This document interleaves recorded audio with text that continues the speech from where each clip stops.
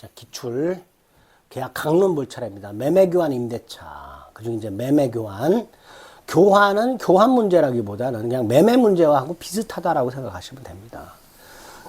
자, 매매에서는 매매 예약하고요. 계약금. 그 다음에 매매 계약의 효력에 관한 조문. 담보책임. 기출 위주로만 정리합니다. 그 다음에 환매. 이런 것들. 그 다음에 교환계약과 관해서 동시환매권 위험부담. 해제. 이런 것들을 물어보는 문제가 주로 출제가 됩니다. 자, 매매 예약. 첫째, 계약이죠. 장차 본계약을 체결할 것을 기약하죠. 그래서 예약 당사자는 장차 본계약을 체결해야 될 채권 채무가 생기니까 언제나 채권계약이라고 그랬습니다.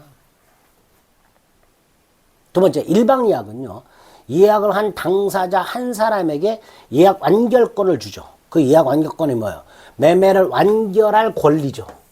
그러니까 매매를 완결할 의사를 표시하면 그때 매매계약이 체결이 되는 거죠. 그때 매매 효력이 생깁니다.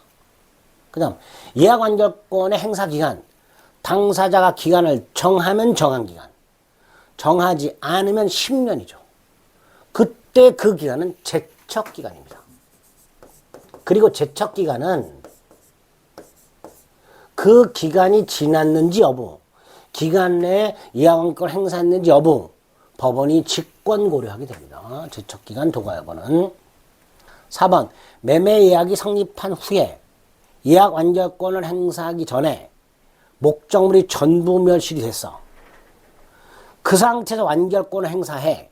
그럼 매매 효력이 생겨. 그럼 멸실은 매매 효력이 생기기 전이잖아요. 원시효 불능이죠.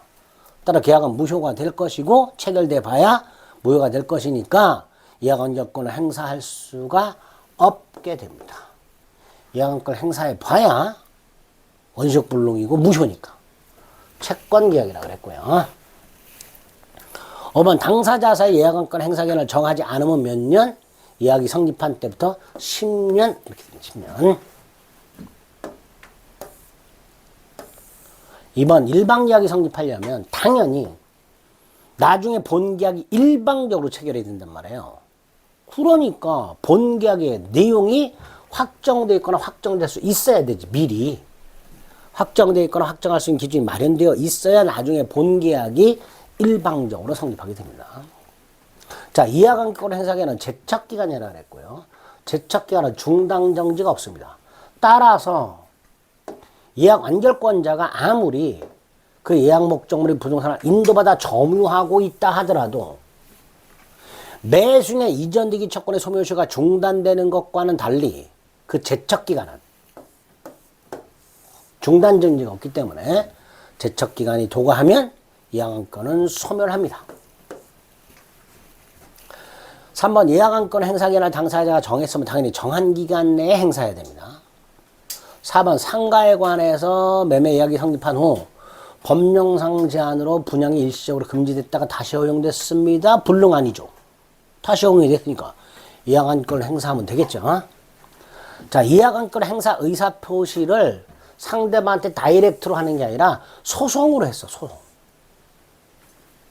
갑을 사이에 A 토지 매매 예약을 하고 을에게 예약 완결권을 줬어요. 자, 얘가 소송을 제기했어. 뭐라고 소송을 제기했냐? 예약 완결권을 행사하고 매매 계약이 체결된 거잖아요. 등기를 이전하라고 소송을 제기한 거예요. 각과 을 사이에 A 토지 매매 예약이 있고 을에게 예약 완결권이 있는 상태에서 을이 예약 완결권을 행사하면 매매 계약이 체결되니까 을은 갑에게 이전 등기를 청구할 수 있잖아요. 그래서 을이 이전 등기 청구 소송을 제기한 거예요. 그럼 그 이전 등기 청구 소송 속에는 이미 예약 완결 행사의 의사표시가 들어있잖아. 그죠? 그런데 예약 완결권은 행사 기간 내에 해야 되잖아요. 그 기간이 언제까지를 기준으로 하느냐 말이죠. 이 소장이 법원에 접수가 되고 법원은 복사본을 갑에게 송달합니다. 이 송달이 기간 내에 송달되었을 때 기간 내 행사를 보는 거예요. 예약권 행사 의사표시되면 소장 부분이 송달됨으로써 예약 완결권을 행사한 걸로 해석이 될 때 그 예약 완결권 행사가 유효하려면 그 예약 완결권 행사 의사표시를 담고 있는 소장, 복사본이 기간 내에 상담한테 송달되어야 한다. 이렇게 보는 거죠. 쓸데없이 어려운 판례가 한번 출제가 됐으면 5번.